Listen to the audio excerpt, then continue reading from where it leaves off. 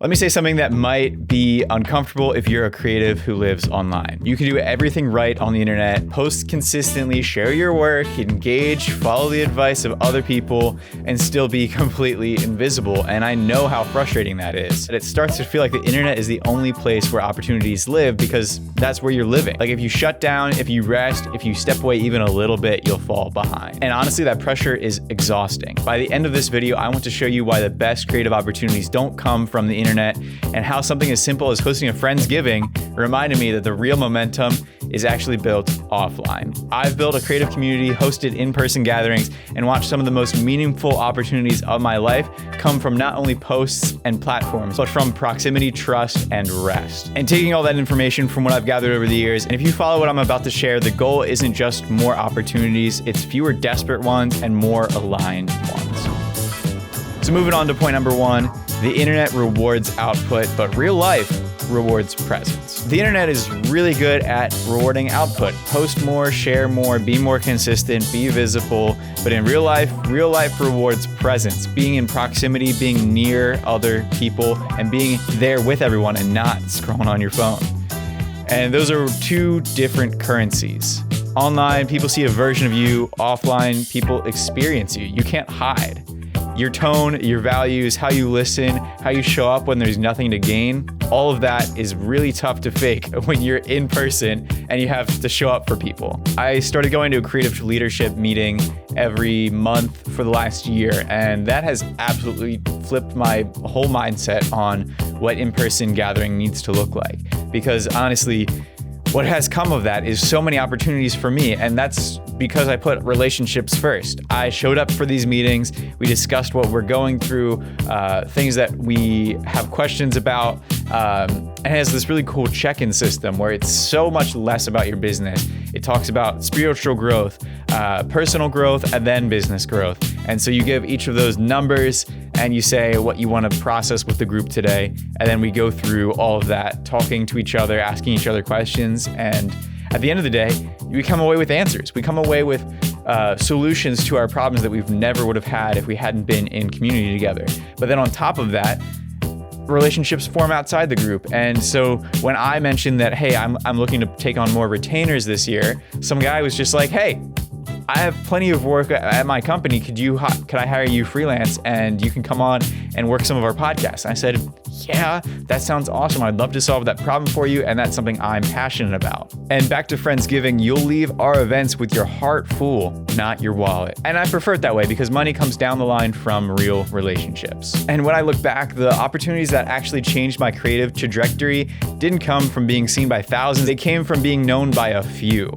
And that's how I view these YouTube videos. I don't want hundreds of thousands of views. I don't think these are worthy of 100,000 of views, but I just need hundreds of the right viewers to see this work. The internet can open doors, but presence is what really gets you invited back. Friendsgiving worked because no one was performing, no one was pitching, everyone was just existing, like there together. And presence builds trust faster than content ever could. On to point two.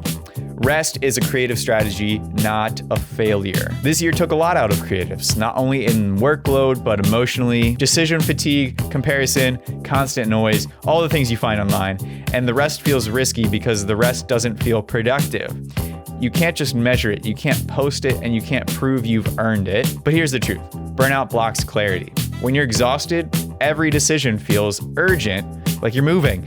Every opportunity feels necessary, and that's just how creatives end up saying yes to so many things that they don't even want. If you spend everything doing 10% like I did for the last couple of years, you'll never get that next project to be 100% what you want it to be. I think something people don't talk about when they talk about retainers is how monotonous they can become. Once you get good at what you're doing inside of a workflow that is just continuing to repeat month to month, it does get boring sometimes. It can get super easy, and that's a great thing. That's an awesome thing. But what that does is it makes your creativity so much less valuable in your own head. It is not a novel concept of what you are, continuing to do every month. And so for me, over this last year, when I've gotten these retainers that I really enjoy, they're so simple. I knock them out the first thing I can because it's so much better to leave room for these one-off projects that I don't love that much,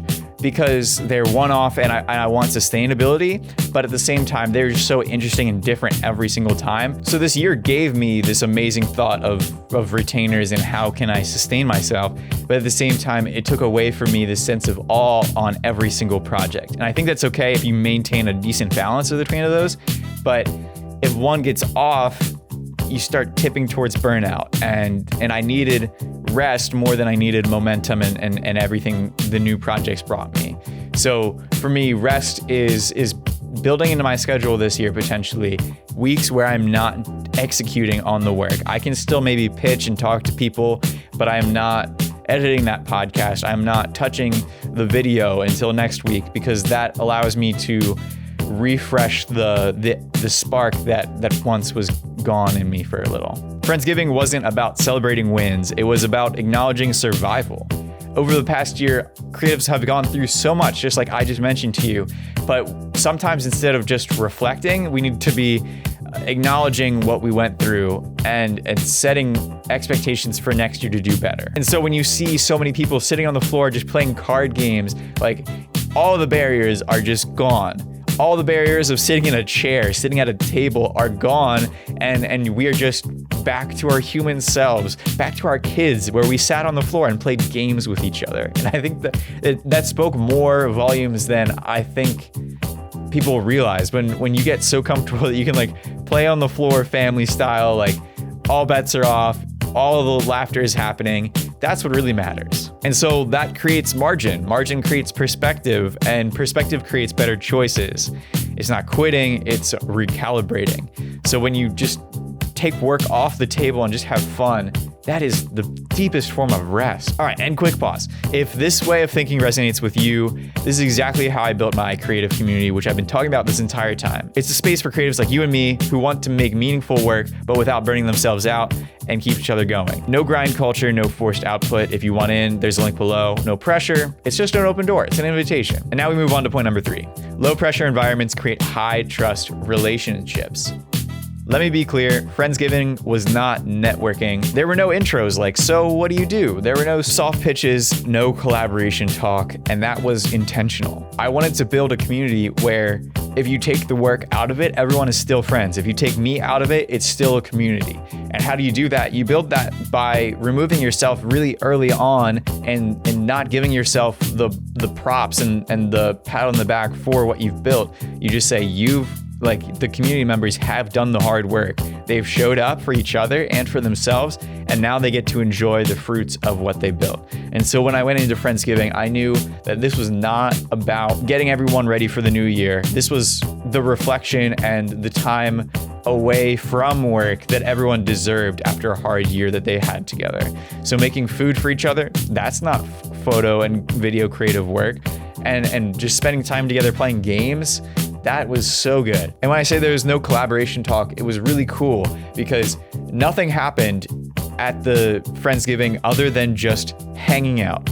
But people got to know each other, got to follow each other on Instagram, and then after that, put together a huge shoot with like 15 people in the frame of all of these models and these photographers that met at the event. You can't tell me that that is not the power of community, of which you get together, you grow bonds, and then from there you move on and create opportunity together. I'll say it again, low pressure environments create high trust relationships. When people don't feel like they're being evaluated or extracted from, they relax, they open up, they remember how they felt around you. And that's the thing that people forget.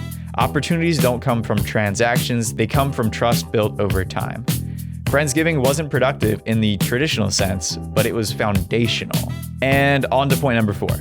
Opportunities come from being known, not from being seen. The internet is obsessed with being seen. More reach, more impressions, more eyeballs, more opportunities to get in front of people. But opportunities don't come from being seen by everyone. They come from being known by the right people. People in person understand your values before they understand your work, right? You have to explain your work to them, but they can get a sense from just how you're talking and presenting yourself to them on what your values are. So even if they don't understand what you do for work, Either your work speaks for yourself or you speak for yourself. And I would rather show up in person and be the best version of myself for the people that are right in front of me. And we need those kinds of people. Those kinds of people are the ones that recommend you, defend your name when you're not even in the room, and think of you when something is aligned and shows up. Visibility can start the conversation, but familiarity is what sustains it. Get to know people and let people get to know you. And don't be afraid of telling your story or being so self-aware, just like I always have been, that people don't care enough about what you have to say. Because it's only you that's denying yourself. You haven't even let the other person deny you time to talk to each other.